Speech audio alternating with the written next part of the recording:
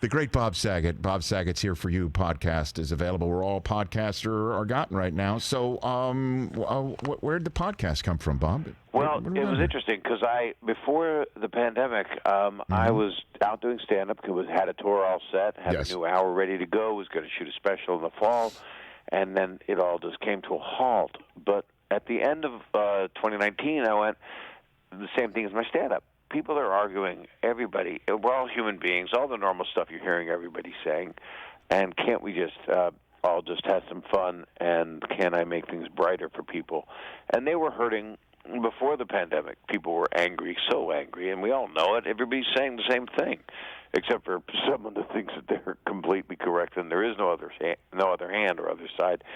And so I was just doing what I'm doing, and I decided to do a podcast for that reason. I did 2 episodes in studio so we could get the YouTube component, and then they went, no, well, there's no more in studio. And I was Danny Tanner. I freaked out. I mean, did you disinfect everything? Did you boil the windscreen on the mic, Right.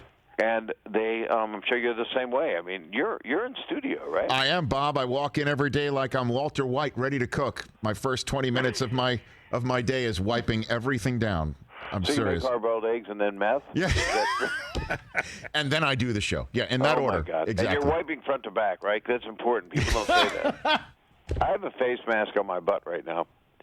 I'm afraid to sit anywhere. I'm afraid something will jump in, a murder hornet carrying the virus. But you can't make virus jokes. But yet people do, but they're doing it in a different context. It's not making fun of it. The thing I love about your podcast cover, Bob, as we were putting it up while you were talking about it, is that it says at the very bottom, first podcast by a comedian ever, and then you bracket it with these sort of gold leaf palmed ore type looking. I won the Cannes Film Festival. Yeah, yes. It looks like it's a film festival stamp of approval, which makes you believe it is the first podcast by a comedian. Until you look at Apple Podcasts and you go, holy crap, all my friends have been there for 10 years.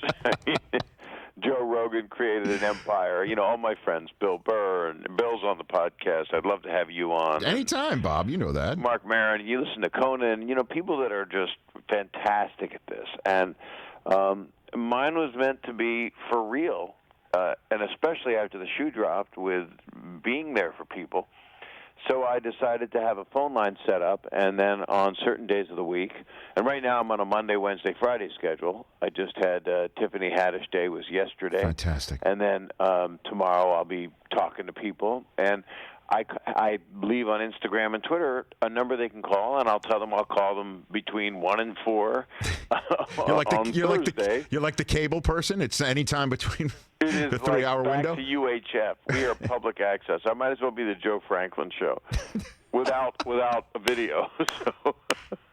That is a great reference. But now I'm into the whole Zoom of it all. So I'm getting I'll be talking to Norman Lear today. That's amazing. Brilliant, wonderful man, and that will be on visible on the YouTube, as we say. As they say. That's that great. No one says with me, but the thing is, I get to talk to people, and you do that as well, and you're in a dilemma because here you are promoting what you wanted to do was talk about sports. What you came here to do was and talk about life. I mean, you're a good interviewer, and you know broadcasting, but here we are at a standstill. And a lot of the calls I'd call up, and somebody goes, Bob, I didn't think you'd call me. And then he's stoned.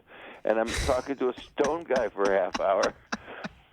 And it's wonderful. And then I'll talk to someone else who's a nurse on the front lines and starts crying. She just lost a patient to COVID. And I'm like, how's it at home? And she has an autistic son who doesn't understand what's going on. And then I'm able to get like that one little moment of happiness out of her, or just sometimes they want somebody to talk to, and for some reason, I guess they haven't seen my full resume. They feel safe with me, and wow, Bob, look, man, I know you look. I know you work blue when you're out there on the stage, and a lot of people find it, jarring based on not anymore. I don't maybe think. Not anymore, but look, I mean, you've got a big heart and a huge heart. Scleroderma, I know, is obviously a disease that is. Thank you for always supporting it in a big way, Rich.